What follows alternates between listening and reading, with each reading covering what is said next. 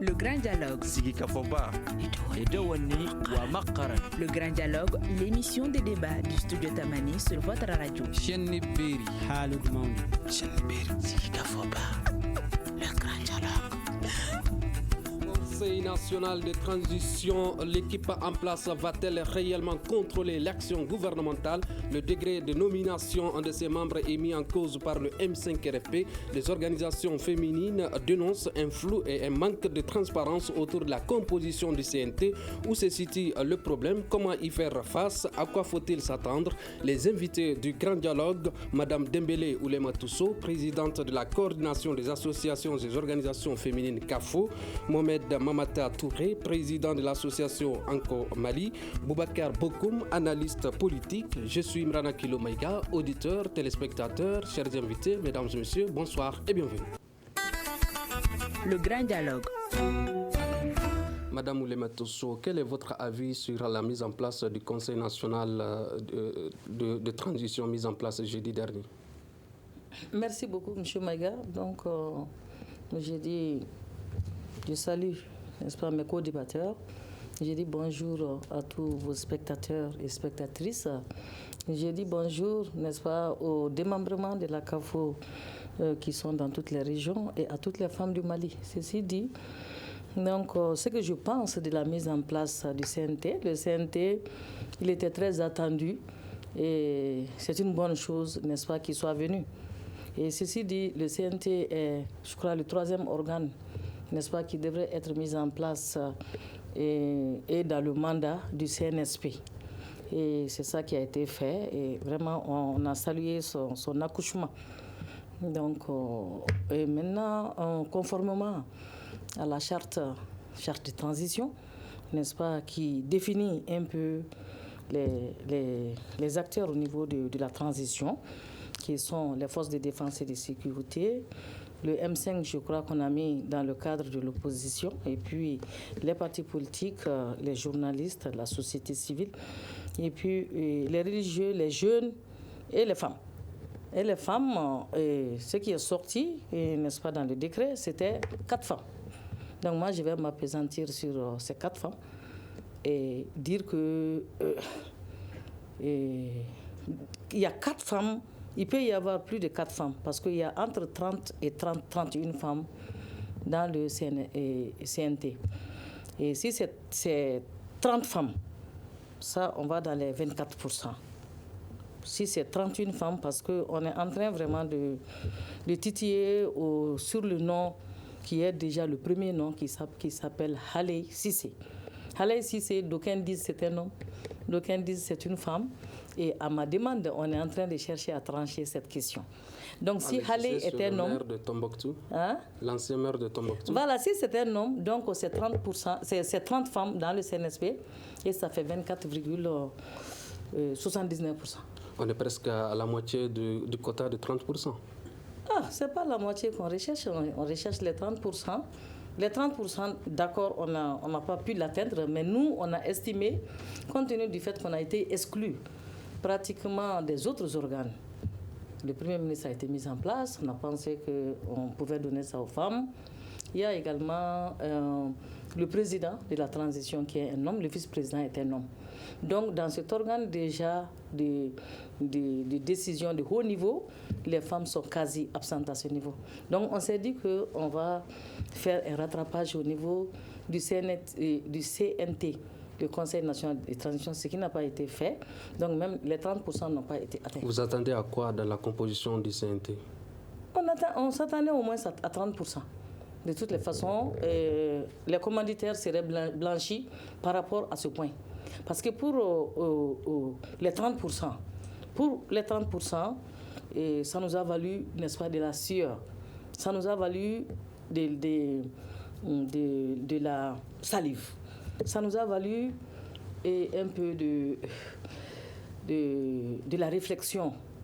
On a sorti vraiment des propositions. Et vous n'êtes pas sans savoir que toutes les organisations de femmes ont décidé de se mettre ensemble et puis de battre les pavés pour aller jusqu'à la primature. À ce niveau, On a remis une déclaration au Premier ministre qui devrait remettre au président de la transition. Et le Premier ministre, à son propre niveau, il s'est engagé. Il s'est engagé que vraiment, ils vont réparer ce tort-là et qu'ils seront plus regardants, n'est-ce pas, par rapport au respect strict de la 052. Donc, si on quitte cet aspect, n'est-ce pas, du respect de l'application de la 052, il y a le fait qu'on ne sait pas la provenance, n'est-ce pas, des membres qui ont été, des personnalités qui ont été retenues dans le CNT. Donc, en fait, il y a certains couacs, il y a un flou, on ne sait pas beaucoup, et puis on ne connaît pas non plus les critères qui ont prévalu, n'est-ce pas, au choix, n'est-ce pas, de ces membres qui sont dans le CNT. Même si on salue vraiment leur nomination, on les félicite quand même d'avoir bénéficié de la confiance, n'est-ce pas, du CNSP. Un flou dans la nomination des membres du Conseil national de transition. Boubacar Bokoum, quelle est votre analyse sur la composition? Non, d'abord, il faut retenir qu'au niveau même de la clé de répartition, nous, en son temps, on avait dit que c'était un problème sérieux parce que si vous cherchez la légitimisation d'un pouvoir de ce genre à travers une clé de répartition qui représente toutes les tendances, ça veut dire que vous ne recherchez pas en fait l'efficacité. Le Conseil national de transition, en principe, aurait dû être un organe purement technique à cause de la durée de la transition. Ça veut dire qu'aujourd'hui, on ne peut pas attendre des membres du CNT de faire une réflexion stratégique de haut niveau, et de sortir des lois et de contrôler de façon convenable un gouvernement parce qu'ils n'en ont ni les compétences ni les capacités dans la majorité. Donc on ne peut pas prendre des gens venant de différents bords pour dire qu'on vient sanctionner des actes juridiques et surtout que le Mali est dans une situation quand même exceptionnelle qui fait que c'est un pays qui est en voie de disparition. C'est ça la triste réalité. Le Mali est carrément dépiécé. Donc pour une transition, nous avons espéré que cette transition allait être une transition de courte durée et très technique. Ça veut dire que les axes essentiels sur lesquels il fallait plancher devraient être strictement définis par le CNSP et ne pas s'installer dans la gouvernance. Parce qu'aujourd'hui, nous constatons quoi? Que le CNSP, à travers le CNT, à travers le gouvernement, et tout ce qui est en train de suivre, ils sont en train de s'installer dans la gouvernance. C'est pourquoi vous avez aujourd'hui des revendications sociales, une demande sociale forte qui s'adresse à eux, alors que ce ne sont pas les demandes sociales, ce n'est pas leur rôle. Ça, c'est la chaise du politique. Cela revient au politique. Donc, on met entre parenthèses le politique, c'est pour amener des solutions scientifiques et techniques qui sont dévolues à cette transition.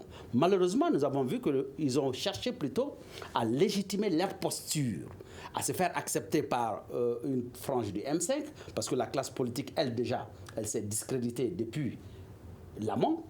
Et maintenant, la configuration du M5 RFP, elle a été désarticulée par le comportement naturellement de certains membres du M5 RFP et du comportement du CNSP.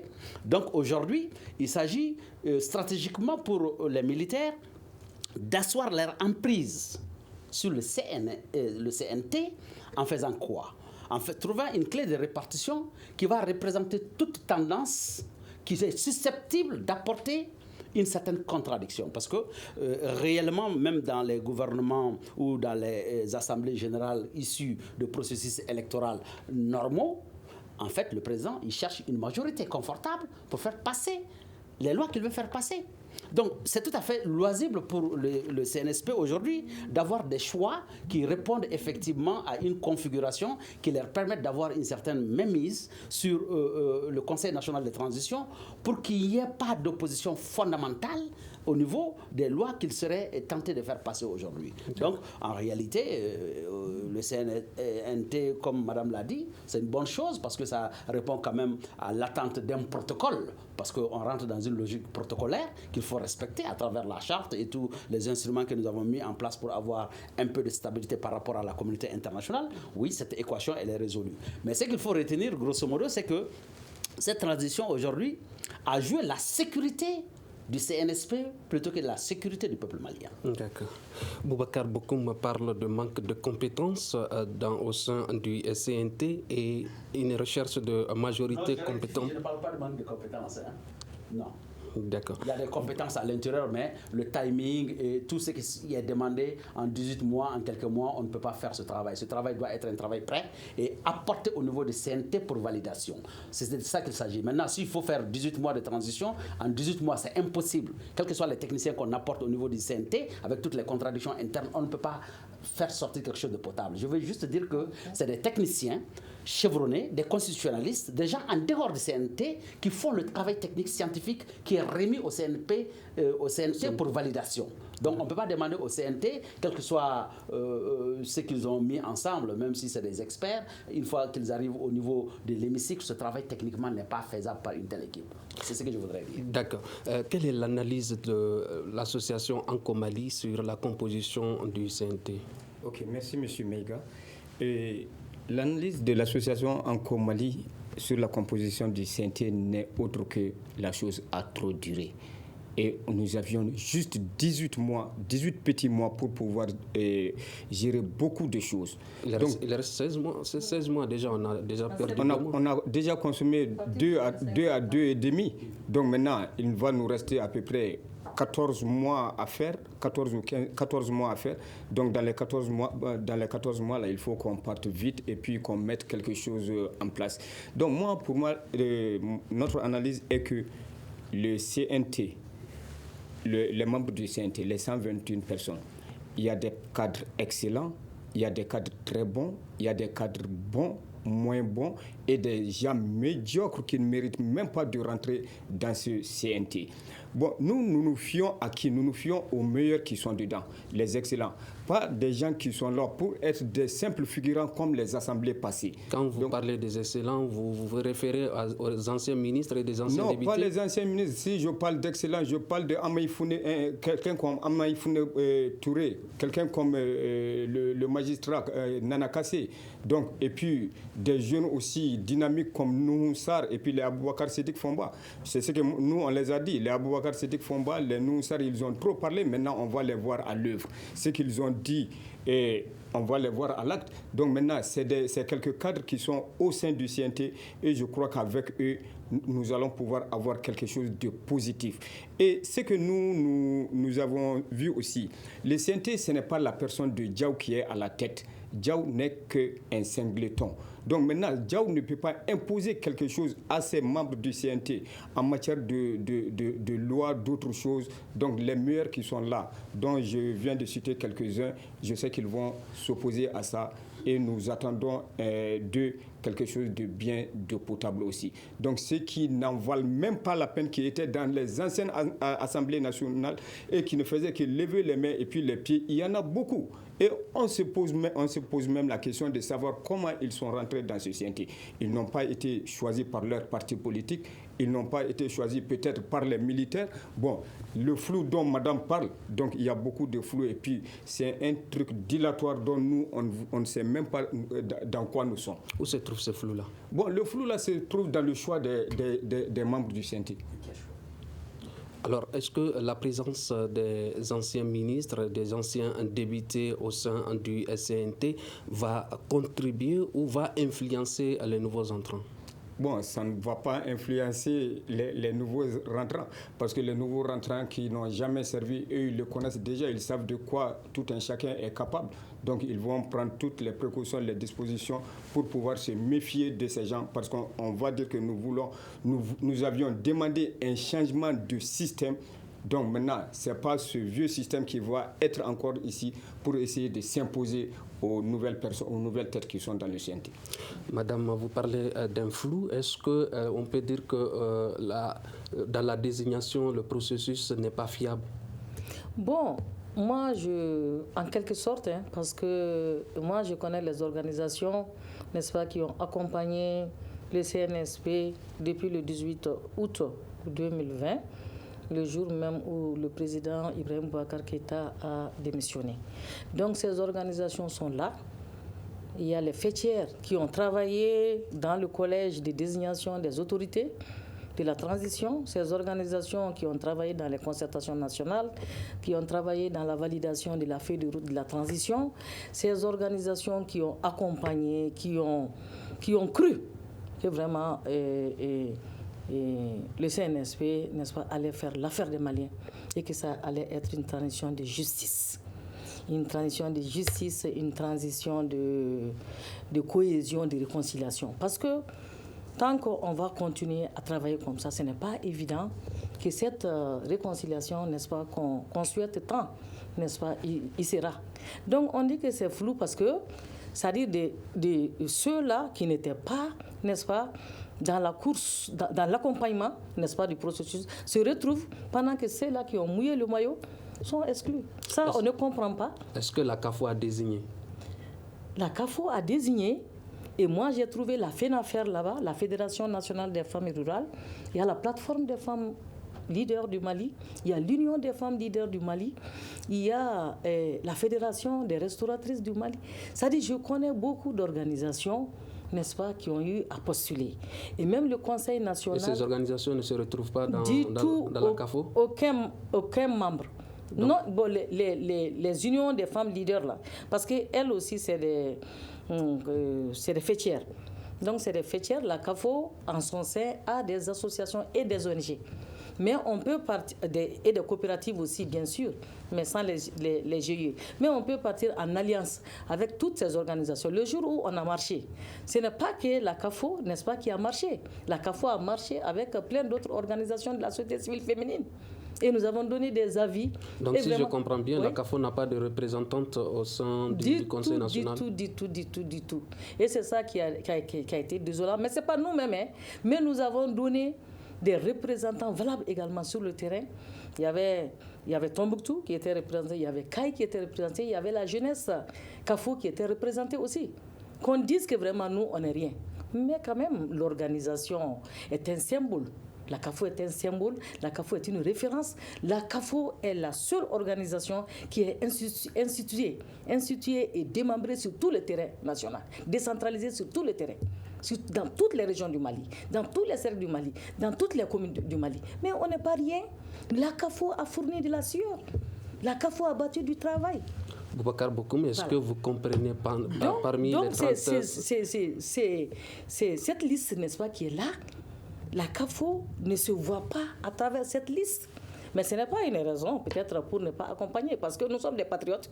On ne veut pas que cette transition la pêche. Donc mais vous allez accompagner? Bien sûr. Moi, je l'ai dit à tout le monde. Dit, madame, est-ce que vous allez intenter vraiment des actions de pression? J'ai dit non. Non, nous sommes des grandes personnes, nous sommes d'un certain âge. Nous nous devons respect et considération. Donc, par rapport à ces aspects, on a marché sous le soleil, on a fait des sittings, on a arrêté les ministres, on a fait tout. Nous sommes des cadres aussi rompus à la tâche. Hein. Ce n'est pas peine perdue? C'est, je dirais, à ce niveau-là. On ne peut pas faire confiance à une organisation. La CAFO a travaillé, la CAFO est sur le même échiquier que le Conseil national de la jeunesse. Le président du Conseil national de la jeunesse est représenté dans le CNP. Parce que la CAFO, et disons l'État malien, n'est-ce pas, a des partenaires stratégiques qui sont la CAFO, qui sont le Conseil national, et on a une convention avec l'État du Mali. Également, il y a le Conseil national de la société civile qui a une plateforme qui s'est imposée. Et c'est le Conseil national de la société civile qui présente qui présente au président de la République en fin d'année les vœux.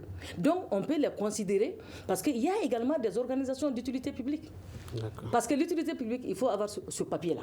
Mais tu peux avoir un aura par rapport à la représentation, n'est-ce pas, de tes membres qui peut faire en sorte que l'État travaille avec toi. Et ça, c'est le Conseil national est dans ce cadre. Mais je ne peux pas comprendre que rien de ces organisations ne fuse dedans. Donc, c'est ce qu'on n'a pas compris. Boubacar Bokoum, 37 femmes siègent au sein du Conseil national de transition et c'est pas 37, c'est 30 femmes. Aucune représentante de la CAFO. Est-ce que vous comprenez qu'une telle organisation ne soit pas représentée? Non, je le comprends aisément bien.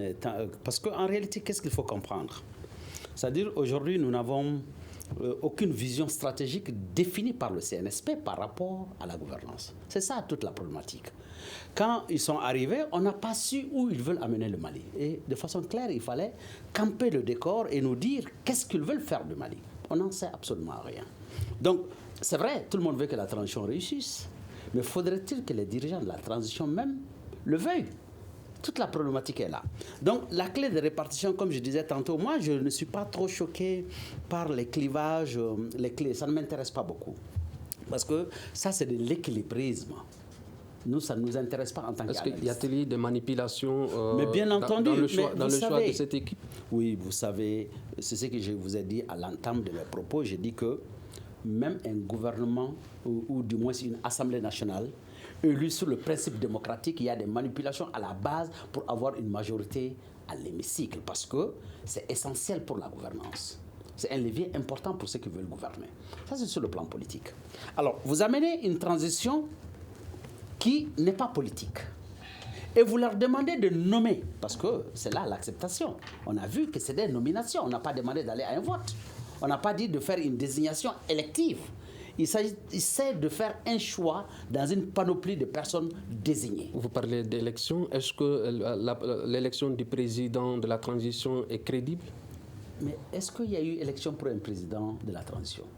Je n'en ai pas connaissance. Moi, je n'ai pas été consulté. Donc, je n'ai pas voté pour le président de la transition.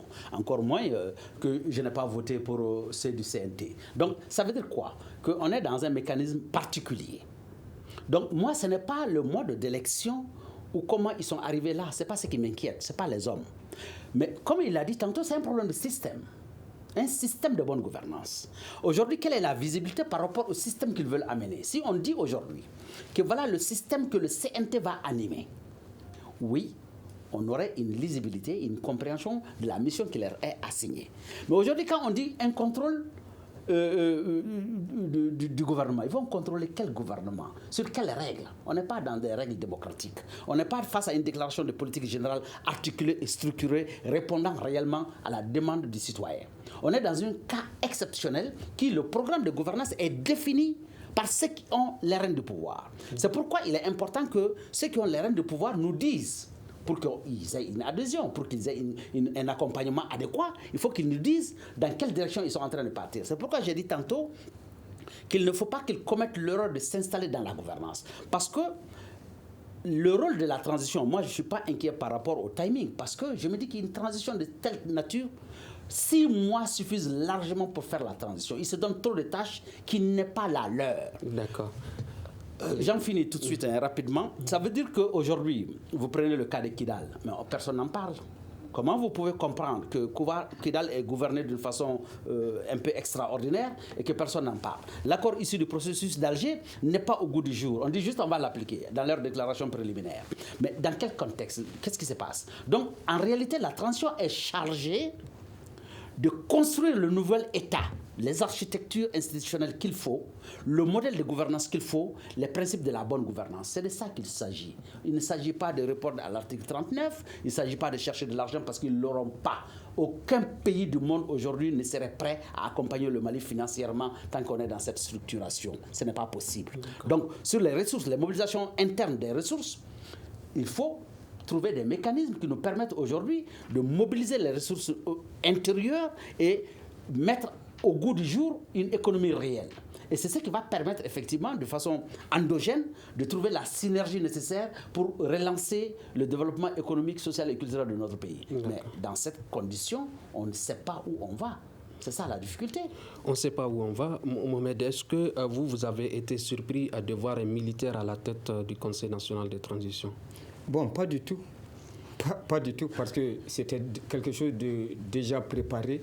Et puis, ce n'était même pas prédit, on dit, c'était déjà préparé et chacun savait déjà que Diao allait venir à la tête de ce CNT. Donc maintenant, les 30 ou bien les 20, c'est 30 ou bien 22 qu'ils se sont donnés là. Donc parmi les 22 qu'ils se sont les 22 postes, ils se sont donné ça. C'est une auto-attribution, je crois. Wow. Donc ils se sont donné 22 postes et parmi ces 22 là, ils n'ont pas du tout été tous des militaires. Il y a des civils parmi eux. Et puis si on essaie de voir dans la charte ce qu'ils disent que ce quota est aux forces de défense et de sécurité. Les civils qui sont dedans, ils ne sont pas des forces de défense et de sécurité. Donc ça veut dire qu'eux-mêmes, ils ont violé leur propre charte en fonction du quota qu'ils les ont donné. Bien vrai que vous pouvez dire que ce quota a été donné au CNSP forces de l'ordre et de sécurité. Donc, en un mot, ce truc-là, je dis, donc on fait que... Dans son discours, le nouveau président du CNT a affirmé qu'il a été choisi parmi tant d'autres, alors qu'il était le seul candidat en lice. Qu'est-ce que cela explique pour vous? Bon, vous savez ce que ça explique pour moi? C'est toujours une fuite en l'avant de ceux qui étaient présents dans la salle. Les 121 personnes, il n'y a qu'un seul qui se présente. Et les autres structures. Symboliquement, il devrait y avoir une seule personne qui dit que moi, je vais me présenter, bien vrai qu'il sait qu'il va être battu. Donc c'est un coup préparé? Bon, c'est un coup qui était déjà là, préparé. Si tu dis préparé, là, toi, tu as même arrangé la chose. C'est un coup, c'était quelque chose qui était déjà là. C'est pourquoi peut-être qu'ils ont écarté la CAFO. Si la CAFO était venue, il y a une dame qui allait se présenter pour être la présidente du CNT. Donc d'autres organisations aussi qui avaient été mises de côté. Peut-être qu'il y aura des gens qui étaient contre le fait que les militaires viennent à la tête de ce CNT. Donc, au lieu qu'eux ne fassent ça, donc pour qu'il n'y ait pas d'opposition, ils ont fait leur choix. Même ceux qui disent qu'eux n'ont pas déposé de dossiers ou être appelés, là, de toutes les façons, on nous dit que des dossiers n'ont pas été déposés, mais ils ne nous ont jamais dit qu'ils ne les avaient pas appelés au préalable pour leur dire on vous choisit, on vous met sur les listes. Ce côté aussi manque. Donc il y a un autre flou qui est là. Le vice-président qui pilote la nomination des membres de l'organe est censé contrôler leurs actions. Est-ce normal?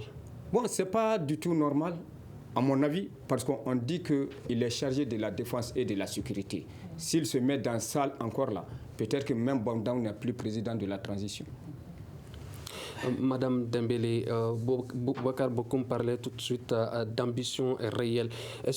Quelles sont, selon vous, les ambitions réelles de cette équipe de la transition?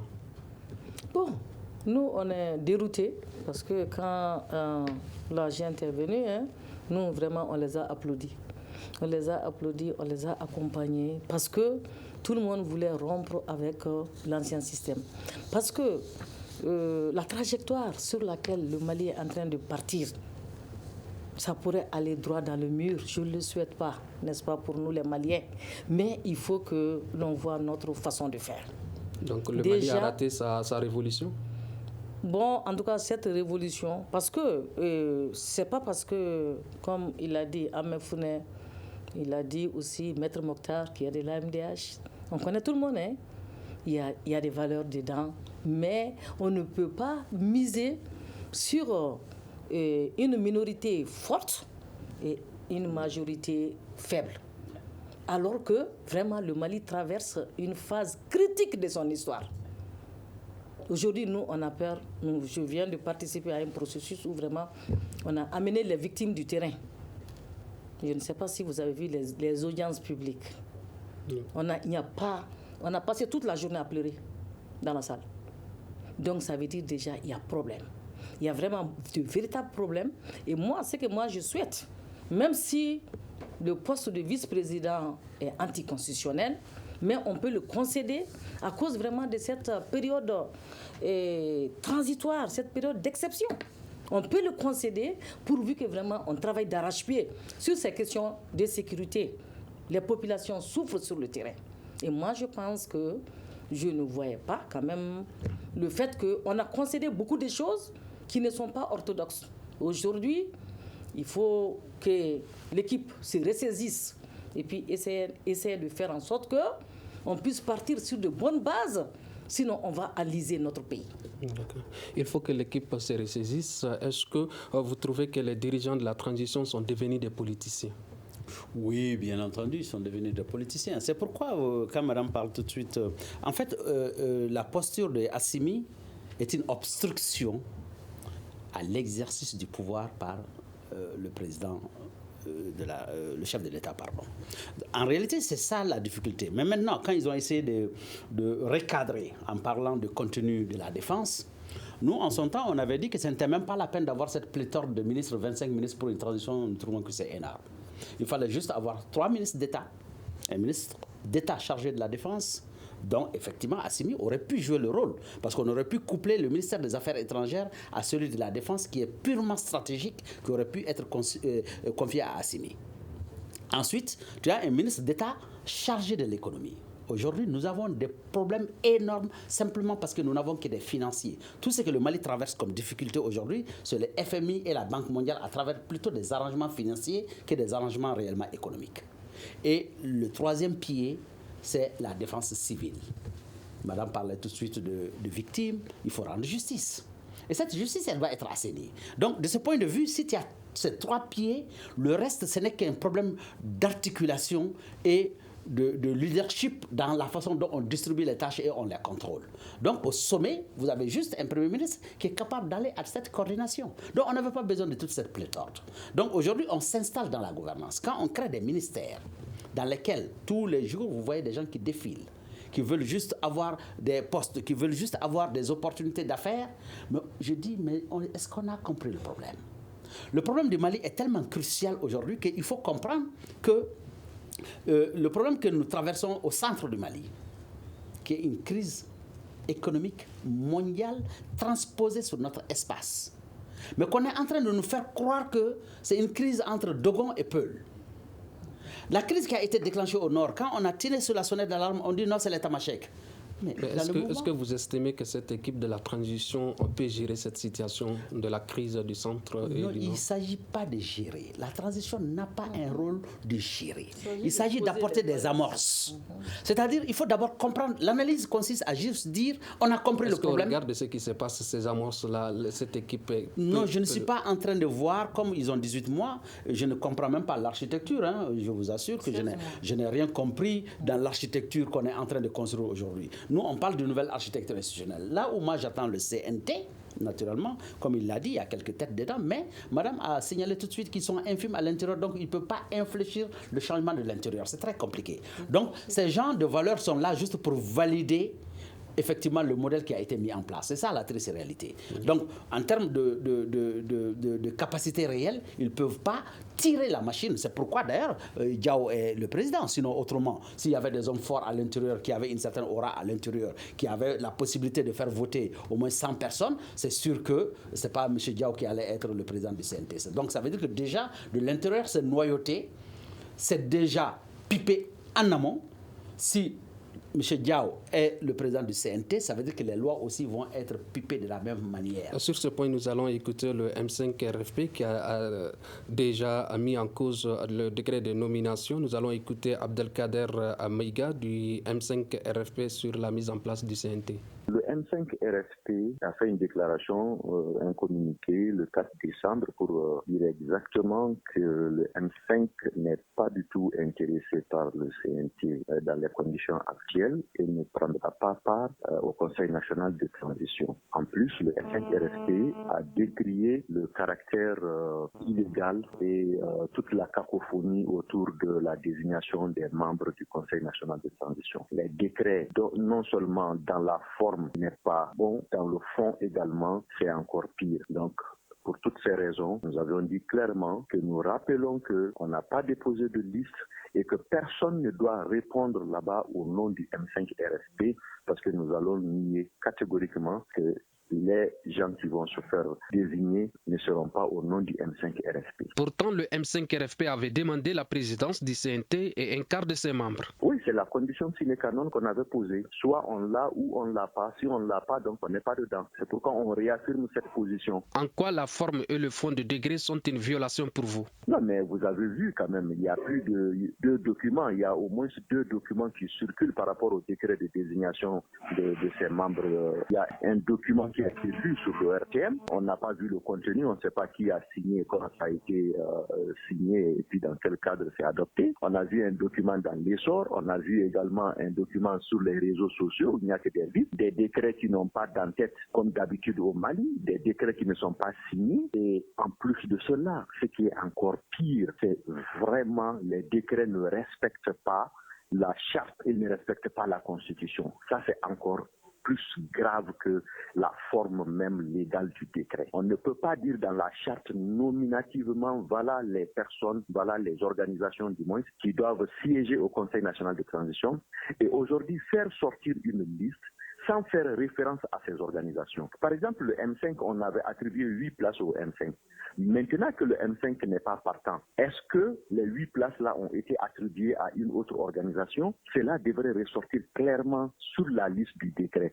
Mettre le nom des personnes ou la structure et mettre le nom de la personne. Là, tout le monde saura que les différentes organisations qui sont là ont eu quel nombre de représentants. Mais tout ça n'a pas été fait. Donc c'est en violation de même la charte. Est-ce à dire que le M5-RFP va attaquer le décret de nomination devant les juridictions compétentes? Ça, c'est notre choix. On a décidé, c'est même dans le communiqué, on se réserve le droit d'attaquer le décret. Mais cela va dépendre de l'évolution de la situation quand on saura que ça a été bien signé ou voilà, on peut situer les responsabilités. C'est en ce moment que on pourra attaquer. Mais pour le moment, on souhaite vraiment attaquer le décret. Illégal et toute la cacophonie autour de la désignation des membres selon le mot de Abdelkader Maïga. Est-ce que la CAFO trouve que le décret a un caractère illégal? Bon, moi, je n'ai pas vu de signature. À vrai dire, le décret qui est sur les réseaux sociaux n'est pas signé. Moi, je ne sais pas si les autres ont appréhendé comme moi, mais je n'ai pas vu de signature. Le signataire, c'est qui? Hier, il y avait un décret qui circule sur les réseaux sociaux où on voit la signature du président de la transition. Maintenant, sinon avant le jour et après le jour, ce n'était pas signé encore. Bon, comme on dit que le président, il était en congé, donc peut-être il est venu pour signer, mais pas avant. On ne devrait pas publier avant l'arrivée du président, n'est-ce pas, qu'il signe en bonne et due forme, n'est-ce pas, ce décret, parce que il faut qu'on comprenne que... Donc vous trouvez aussi que le décret ne respecte pas la Constitution ni même la charte? Bon, le décret là, il est attribué 4 postes par exemple aux femmes. Il est attribué et moi je ne sais pas et sur quelle base, n'est-ce pas, la clé de répartition elle a été faite. Mais on dit que chaque composante doit apporter des femmes également. Oui, mais est-ce que c'est ça? Mais on devrait montrer de façon claire, lisible et technique. Des 4, on est arrivé à une trentaine. Une trentaine, elles viennent d'où? C'est ça le problème, quoi. C'est-à-dire on les connaît pas. Mais là, on a des camarades dedans. Néanmoins, c'est des femmes. Oui, c'est des femmes, mais il ne s'agit pas de prendre les femmes n'importe comment. N'importe comment, il y a des femmes qui sont sur le terrain, qui se sont engagées pour le Mali depuis des années. Pourquoi les autres sont à la maison couchés là-bas? Et nous, on sort du matin au soir. Moi, je pense qu'il faut une certaine équité. Il faut une certaine équité. Il faut rendre à César ce qui l'appartient. Nous avons du mérite et ce mérite-là doit être reconnu. Mohamed Mamata Touré, 8 places pour le M5, 3 places pour la CEMA qui, elle aussi, annonce qu'elle ne participera pas au CNT avec la forme actuelle. Quel impact cela pourra-t-il avoir sur la transition? Bon, moi je pense que ça ne pourra avoir aucun impact. La CEMA est habituée à son petit jeu et ça va continuer comme ça. Ils vont revenir après. Mais en ce qui concerne les 8 du M5 RFP, là, donc le M5 a toujours fait la politique de la chaise vide, comme les partis qui sont dedans l'ont toujours fait au sein de l'Assemblée et un peu partout, même dans les réunions. Donc maintenant, le problème dans lequel on se trouve aujourd'hui, si vous voyez que les militaires ont pris le pays en otage, sinon le pouvoir en otage, c'est dû à la défection du M5 RFP. Parce qu'au sein du M5 RFP, nous avons vu qu'il y a des responsables, des cadres du M5 RFP qui vont en cachette de jour comme de nuit aller voir ces jeunes militaires-là. Comment on peut faire confiance à des gens qui sont dans un gros mouvement aussi fort et puissant comme le M5 RFP et qui partent en rang dispersé, tout un chacun va pour pouvoir profiter d'une situation. Donc c'est ça la faiblesse du M5 RFP. Nous dire que chaque fois... Donc il aurait dû accepter ces 8 postes. Bon, qu'ils auraient dû, si vous voyez qu'ils n'ont eu que 8 postes là, c'est parce que c'est ce qu'eux, ils ont cherché. S'ils étaient restés soudés ensemble et que personne ne parte voir les militaires à côté, ils allaient avoir même 30, sinon même plus. Bon, vous voyez, le M5, Le grand problème, c'est quoi? Depuis le début du mouvement où il disait qu'il faut qu'Ibeka parte, nous, on avait dit, tout ce que vous avez demandé, tout est correct, à part un seul point, le départ de Ibeka. Faisons beaucoup attention. Que Ibeka soit renversé, que Ibeka prenne son avion, il fuit, ou bien que Ibeka démissionne de lui-même. Il faut faire attention qui va venir après. Si ça sera des militaires qui vont venir et que ces militaires soient des militaires criminels qui seront là, ils vont vous égorger tous. Ceux qui pourront fuir vont fuir, ceux qui vont être en prison le seront. Ils disent qu'il faut qu'ils partent seulement. Donc les militaires, ils ont pris Ibeka seulement. Ils sont venus au boulevard seulement, donc ils ont mis le président de la transition en place seulement, le vice-président seulement, le premier ministre seulement, et le CNT seulement. Et nous allons continuer dans le seulement. Là. Donc, embête-toi qu'on entend. D'accord. Le M5 RFP prévoit d'attaquer les degrés de nomination devant les juridictions compétentes. Est-ce que ces degrés sont attaquables devant les juridictions au regard de ce que le président de la transition avait dit, qu'il se maintient à l'esprit des degrés? Oui, mais tout est attaquable. Dans tous les cas de figure, c'est le tribunal administratif. Ils ont le droit d'attaquer une décision. Maintenant, avoir raison ou ne pas avoir raison, c'est notre paire de manches.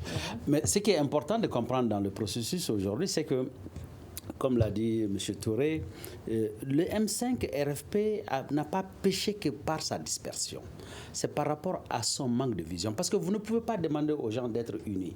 À l'époque, je me rappelle quand Ibrahim Boubacar Keïta avait demandé le sursaut national, que tout le monde soit autour de lui, la question que je me suis dit, c'est autour de quoi? Est-ce qu'on est unis derrière toi en tant qu'individu? Ou bien tu as une vision qui te propose aux Maliens? Le M5 RFP a été incapable de nous dire sur quoi on fédère.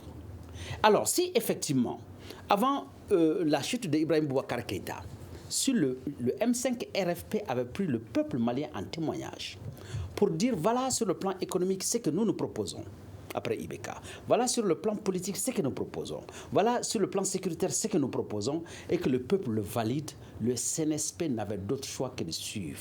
Donc il n'y a pas de trahison en la matière, c'est le fait qu'en amont il n'y avait pas une vision. Nous allons aux pistes de solutions parce que nous n'avons pas assez de temps. Le président du CNT s'est engagé à travailler dur pour réconcilier les Maliens et établir la sécurité. Est-ce possible pour vous?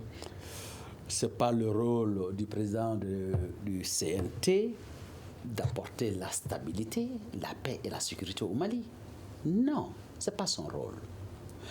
C'est-à-dire qu'on est en train de créer une très grande confusion dans cette histoire. Alors, quels sont selon vous les dossiers brûlants auxquels le CNT doit faire face? Non, je pense qu'il faut aller rapidement à la réforme constitutionnelle, la relecture de l'accord, la nouvelle architecture institutionnelle. Parce que pourquoi chaque fois je reviens sur l'architecture institutionnelle? Parce qu'aujourd'hui, vous avez la région de Kidal qui est gérée autrement.